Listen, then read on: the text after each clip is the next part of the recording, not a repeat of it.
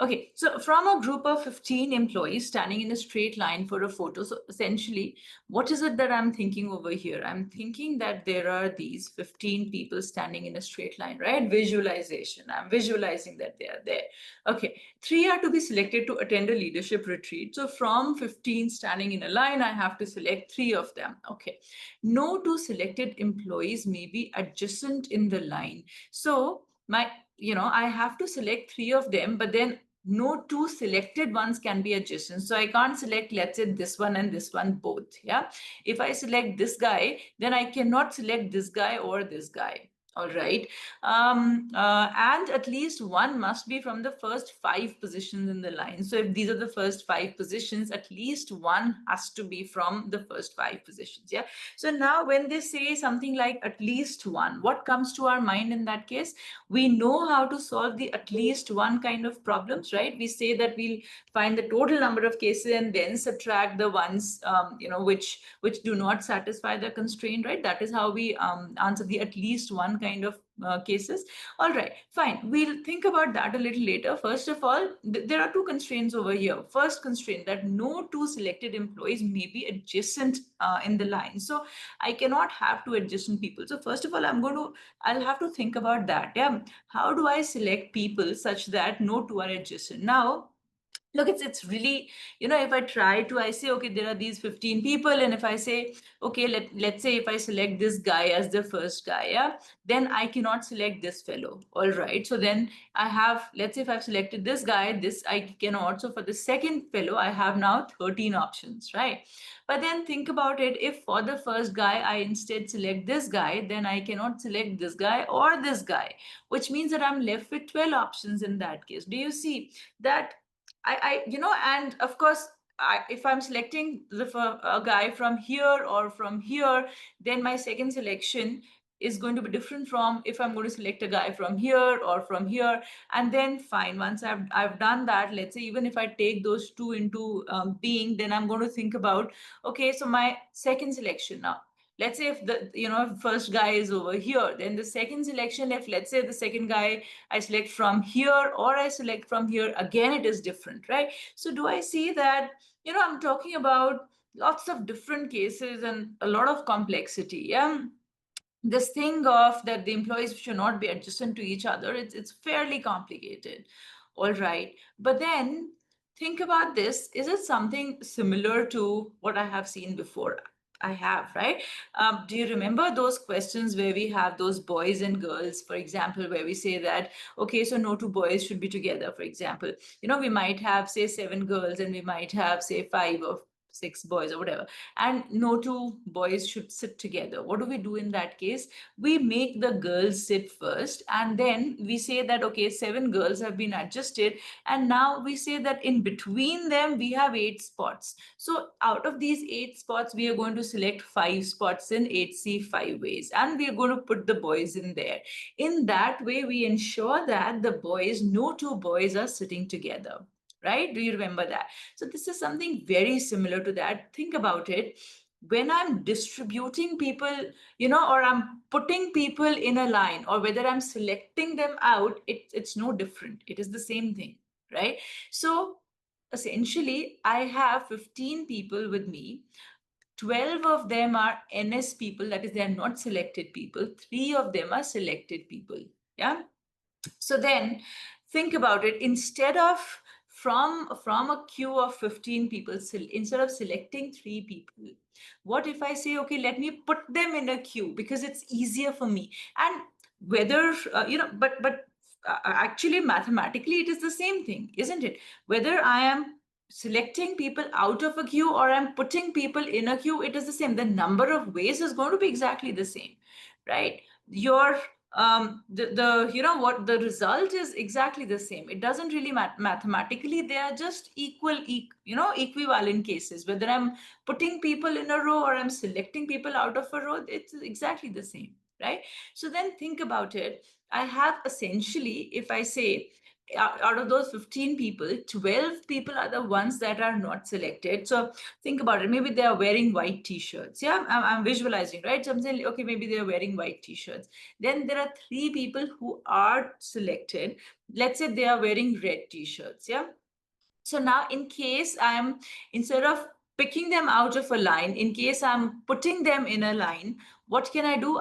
12 people are just placed in a line. Yeah. These 12 NS, people are always distinct, of course. Yeah. But then I don't need to arrange, isn't it? I only need the number of ways in which I can have 3 selections. There is no arrangement required of the 12 people. So let's say my 12 NS are arranged in a row like this. Yeah, I don't know how many, dashes there are. I'm just approximating. Don't worry about the exact number. So now I have my 13 spots. Do I see I have a spot here, a spot here, a spot here, etc., and a spot here. So I have these 13 spots, and there are these 3 people, the selected people. I can, out of these 13 spots, I can pick out 3 spots in 13C3 ways, right? Let's say I pick this spot, let's say I pick this spot, and let's say I pick this spot. Could be anything, yeah? And this is where I place my 3 S's. Yeah. So now in 13C3 ways, I have placed my 3 S's such that no 2 S's are together, no 2 selected people are together. Yeah. So does this give me the number of ways in which I can select 3 people out of a row of 15 people? Isn't it such that the 3 people are not together? Once again, whether I'm placing them or whether I'm picking them out of a row, it doesn't matter. Mathematically, they are exactly the same, right? So by using that concept of boys and girls, that, those are the kind of questions that we have done, right? And they're pretty common. So you would have come across those. But thinking about that, thinking of those questions, you can solve this also, because mathematically the situation is exactly the same. And this is pretty much what we are required to do in our questions, right? We are required to, refer to the familiar questions, refer to the familiar concepts, and use them in newer situations. Right? Okay, so then this is 13C3. These are the number of ways in which I can have these 3 people such that they are not together. But then let's not forget that it is required that at least one must be from the first 5 positions in the line. There could be 2 also, or all 3 could be from the first 5 positions also. So let me subtract out the ways in which there is nobody from the first 5 positions, because that is very easy to do, right? So my first 5 positions, when I have put those 12 people who are not selected, right? Let's say these are my first 5 positions, 1, 2, 3, 4, and 5. Yeah. In how many ways can I not have even one selected person out of the first 5? That means all first 5 are not selected, right?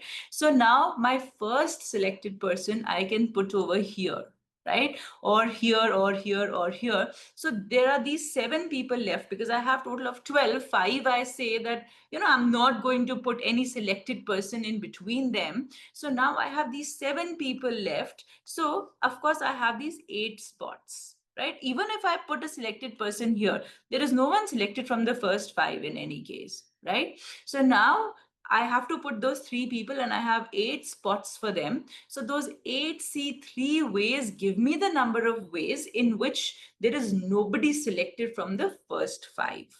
So from my 13C3, I just have to subtract my 8C3, which are the cases which are not acceptable, and that gives me my answer. Right? And it's a simple enough calculation, not a very hard calculation, isn't it? Upon 6, right? 13C3 minus 8 into 7 into 6 upon 6. That's it.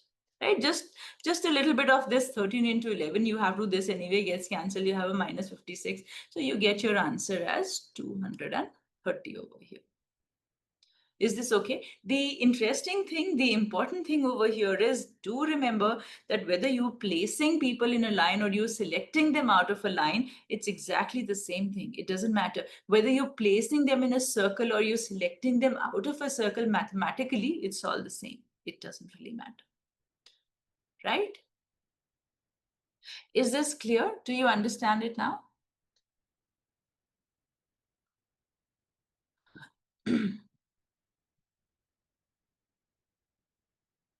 Let me know if there are any doubts here now.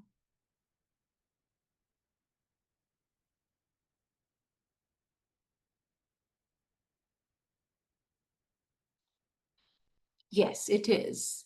It is absolutely. It's an interesting way to look at it. Yes. Otherwise, it's very difficult for us to, think about how to select people out.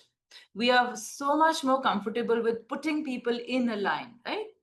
So think about putting them in a line instead of selecting them out. Absolutely.